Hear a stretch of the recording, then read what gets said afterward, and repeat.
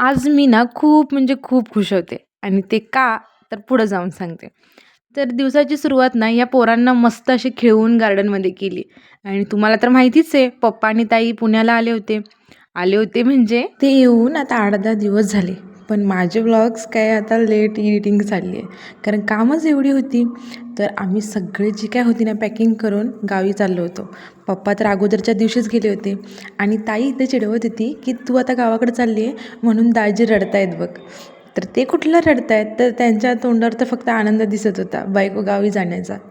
मस्त travels book केली होती. सगळेजण आम्ही चौघं मस्त ट्रॅव्हल्समध्ये स्लीपरमध्ये एन्जॉय करत गावाकडे गेलो.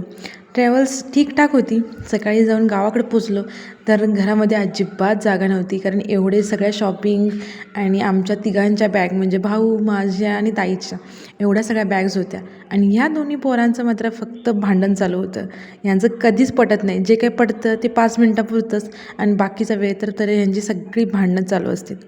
त्यानंतर गेले मेन गोष्ट बघायला, जे आता आमचं स्वप्न होतं लहानपणापासूनचं, तर ते साकार झालं होतं. म्हणजे अगदी पूर्ण कंप्लीट काम झालं नव्हतं, पण अर्धवट झालं होतं. म्हणजे ते आमचं घर. मी एका मागच्या व्लॉगमध्ये पण बोलले होते, की माझं लहानपणापासूनचं स्वप्न आता पूर्ण होतं आहे.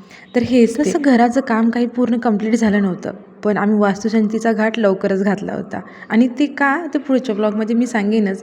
पण स्वतःच्या घराच्या टेरेसवरून जो काही आपलं जग पाहता येतं म्हणतात ना, तर ते जे काही सुख आहे ते कधी आयुष्यात आम्हाला बघता येईल असं वाटलं नव्हतं. पण ते आता आम्ही बघतोय ना, याचा आनंद इतका होता की मी तुम्हाला शब्दात सांगू शकत नाही.